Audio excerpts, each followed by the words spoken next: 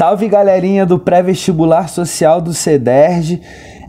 Meu nome é Pedro Henrique Dias Siqueira, sou mediador de Geografia dos polos de Resende e de Nova Iguaçu, e é uma satisfação estar continuando esse belíssimo trabalho que estamos desenvolvendo aí através do canal do pré-vestibular social. Tudo bem? O conteúdo da aula de hoje é urbanização, segregação social e ocupação do solo urbano. Gente, basicamente é uma continuação desse conteúdo que cai tanto no Enem quanto muito na UERJ, que acredito que vocês também vão fazer esse vestibular. Então essa aula, vai dar um recorte muito grande também à cidade do Rio de Janeiro, para além de tentar contemplar, uma segregação socioespacial de forma geral, mas também vamos tentar fazer isso de forma pontual para, além de te ajudar no Enem, te ajudar na UERJ, E como eu vinha falando, é uma continuação de um trabalho que tanto eu quanto o mediador André, que estava responsável pelos vídeos antes de mim, já trabalhou com vocês, trabalhou de forma muito brilhante. Então, se você não viu ainda, recomendo que você volte lá nos 3 últimos vídeos do canal e assista, porque basicamente talvez já tenha até sido falado. O que nós vamos fazer é ressaltar, esse conteúdo que é urbanização, segregação socioespacial e ocupação do solo urbano, Entretanto, antes de eu entrar na segregação socioespacial, eu gostaria de aprofundar, o que eu trabalhei no último vídeo com vocês. O último vídeo foi de espacialização da urbanização, Por onde estava acontecendo urbanização no século XX no Brasil, Basicamente isso. Entretanto, por causa do tempo, eu só consegui fazer o recorte, muito importante, que eu até reviso agora, que é o recorte. A urbanização começa em 30-40, com Vargas, junto com o processo de industrialização, substituição de importação. Isso você já sabe. De 30 a 80, essa urbanização é metropolizante, metropolizadora. Cresce, a grande cidade, a metrópole, Basicamente as pessoas que estão fazendo o êxodo rural estão indo para um tipo de cidade só, que é a capital, é a cidade grande, ou a região metropolitana, que é a capital e cidades menores juntas da capital, Então de 30 a 80 temos o fenômeno da metropolização. A partir da década de 80, esse fenômeno muda, e a gente pode falar de uma involução metropolitana ou de uma desmetropolização, que significa o quê? A partir da década de 80, o que começa a crescer mais são as cidades médias, que estão nos interiores dos estados, e não a capital, a região metropolitana, o centro do estado.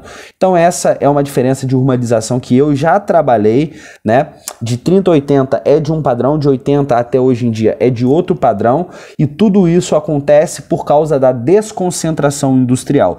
Quando a indústria para de escolher a cidade grande, escolhe a cidade média, até por causa do incentivo fiscal, da guerra dos espaços, A cidade média tem uma capacidade muito maior de oferecer benefícios às multinacionais. Você tem essa mudança no padrão de urbanização. Revisãozinha feita. Quero falar da urbanização. Eu botei no último material, eu só não consegui ter tempo para trabalhar com vocês, que é a urbanização segundo as regiões brasileiras, Então, urbanização segundo regiões brasileiras, dá uma olhada no material. Todo mundo sabe que o IBGE, Instituto Brasileiro de Geografia e Estatística, dividiu o Brasilzão em 5 regiões: Norte, Nordeste, Centro-Oeste, Sudeste e Sul. Show? O que eu vou fazer é falar, dentro de cada região, Quando que foi o boom da urbanização? Tem um bizu muito legal que a gente pode trabalhar, né? Acompanha o material e acompanha aqui a voz do prof, que é o seguinte, gente, 30, 40 e 50...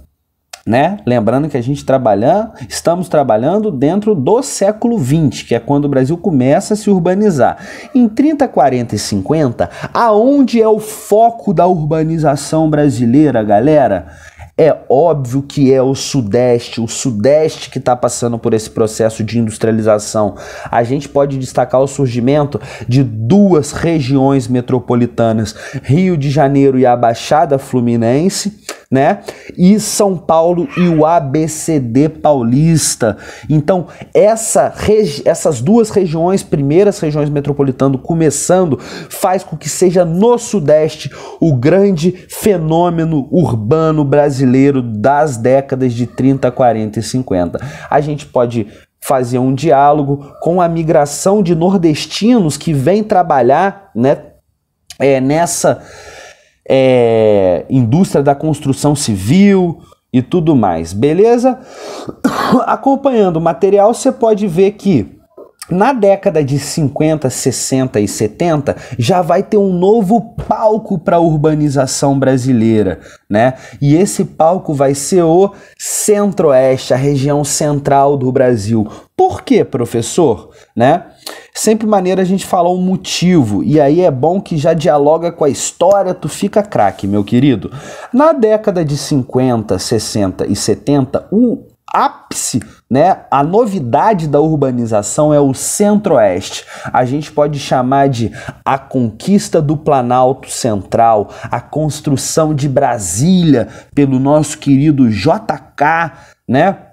E Brasília faz com que apareça núcleos menores ao seu entorno, são as chamadas cidades satélites de Brasília, né, formando a região metropolitana de Brasília. Então a gente tem o Centro-Oeste como novidade da urbanização, ok? Olha que interessante. Então, né, separamos 3 décadas para o Sudeste, 3 décadas para o Centro-Oeste, e aí na década de 80, né, a gente pode falar já de uma urbanização espairada pelo Brasil inteiro, por causa dos fenômenos da interiorização da indústria, da desconcentração industrial, fez com que, além das capitais, os estados, os interiores dos estados a partir da década de 80 comecem a crescer mais. Tem tudo a ver com o crescimento das cidades médias.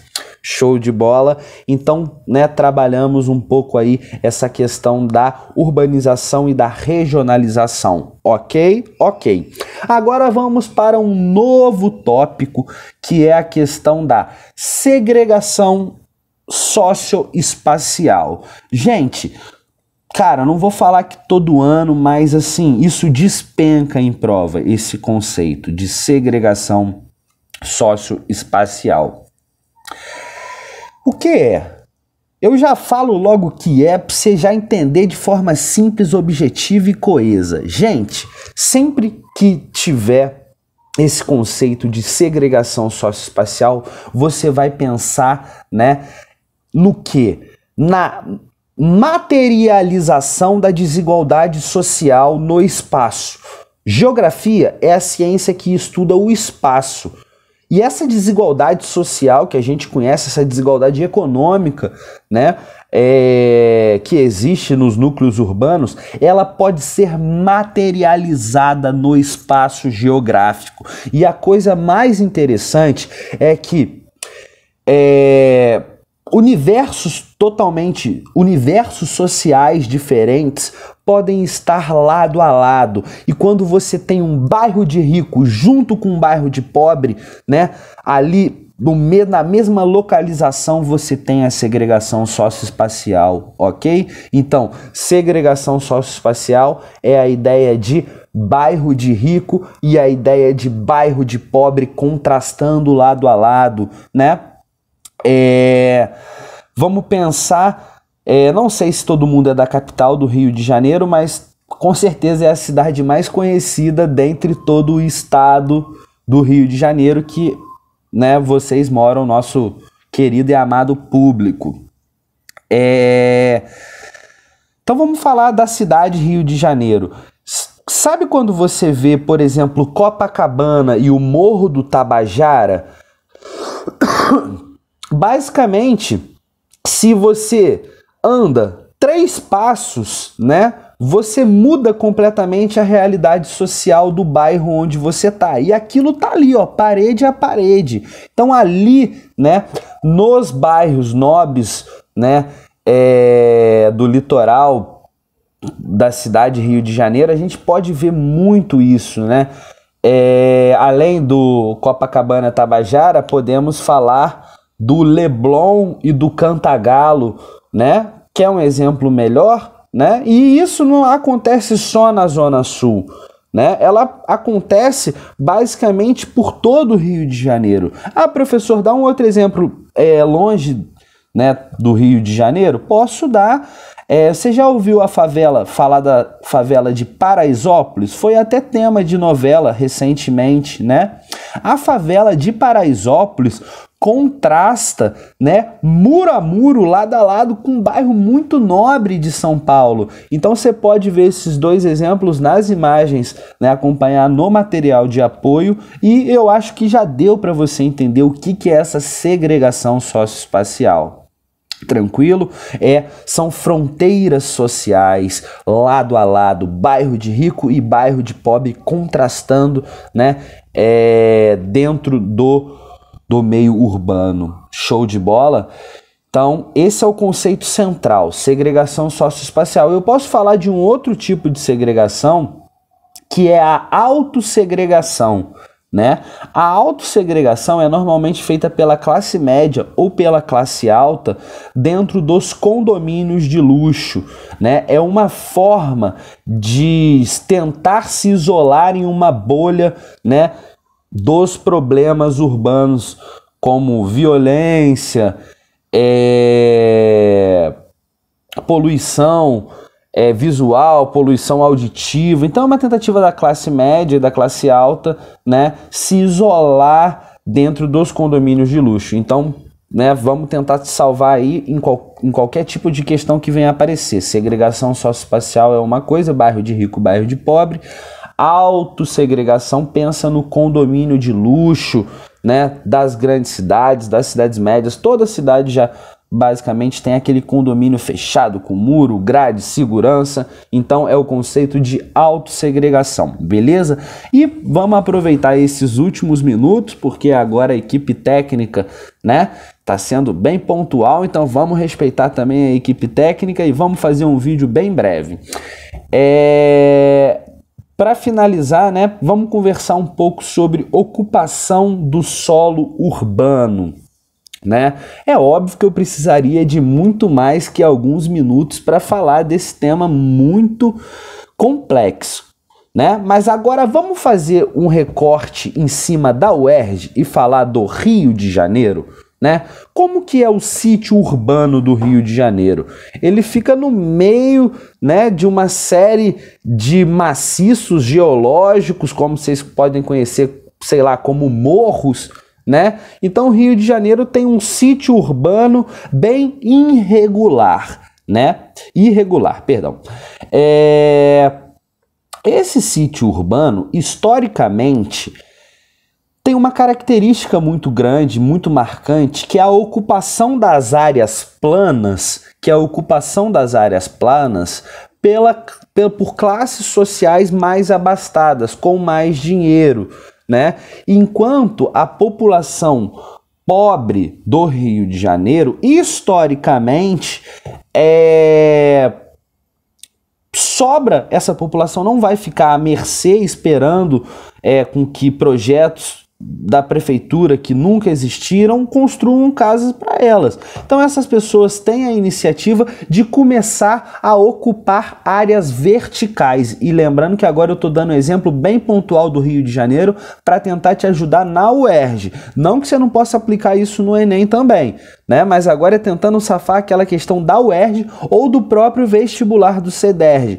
Então, as classes mais pobres sempre foram ocupando essas áreas mais verticalizadas, ou seja, o morro. Todo mundo sabe que historicamente no Rio de Janeiro os morros, as favelas estão nessas áreas de encosta, que inclusive no período da chuva pode ocorrer os movimentos de massa, né? E aí, para finalizar, vamos fazer um diálogo legal com história, né? E aí, com história e um último conceito da geografia, que é a gentrificação. O que é a gentrificação, gente? Gentrificação é quando o Estado ele faz uma maquiagem urbana. Por que eu chamo de maquiagem urbana? Porque ele gasta muito dinheiro não para resolver a vida dos mais pobres, mas para tentar esconder, mascarar, botar a pobreza para baixo do tapete. E por que eu vou fazer esse diálogo de gentrificação com a história? Porque isso não é novidade. Isso acompanha a história urbana do Rio de Janeiro. Eu não vou voltar no século XIX, lá no período imperial, né, porque o nosso recorte é o século XX. Mas no começo do século XX, os professores de história já devem ter falado do cenário relativo ao Pereira Passos e os cortiços, né? Essa história dos cortiços, ela é muito boa, já foi tema, né, de literatura, inclusive, mas o que eram os cortiços? No centro do Rio de Janeiro, na área central, tinham edificações de 3, 4 andares, que basicamente eram ocupadas por pessoas pobres e pessoas negras. Tem um recorte social e racial que é indissociável, né? E um prefeito chamado Pereira Passos queria fazer essa tal dessa gentrificação no centro da cidade, ou seja, retirar essa pobreza. Para quê? Para valorizar, deixar o centro do Rio de Janeiro mais parecido com talvez as cidades como Paris, Londres, capitais estadunidenses, né? Ou seja, vamos tirar essa pobreza do centro do Rio de Janeiro. E aí existe o tal do põe abaixo, né? Que é a queda, o derrubar de parte desses cortiços que estavam no centro do Rio de Janeiro. E como eu disse, essa população, gente, não vai para a rua. Não adianta você fazer isso. São pessoas, você tá entendendo? E esse põe abaixo dos cortiços, memorado, né, cabeça de porco, um dos maiores cortiços, esse põe abaixo, essa tentativa de expulsão dos pobres, né? E aí eu tô falando pobre para ficar didaticamente fácil para você. Vai ocasionar, né, a ocupação da primeira favela da cidade do Rio de Janeiro, que é o Morro da Providência, né? Então, para essas pessoas que estava sendo negado o direito de residir no centro da cidade, afinal elas trabalhavam lá, a classe trabalhadora precisa estar perto do seu serviço, e numa tentativa de maquiar aquela pobreza para valorizar o solo urbano, então aí a gente pode falar do conceito de especulação imobiliária, né? Deriva essa história maravilhosa, tanto da geografia quanto da história da história, né? Que é essa ideia do vamos botar o cortiço abaixo para fazer uma gentrificação e automaticamente isso gera a ocupação da primeira favela carioca, o Morro da Providência. Ok? Gente, infelizmente até passei do tempo aí, né? Tomara que não sofra muita edição. Foi uma grande satisfação estar aqui trabalhando com vocês. Um abraço, continue estudando e uhul!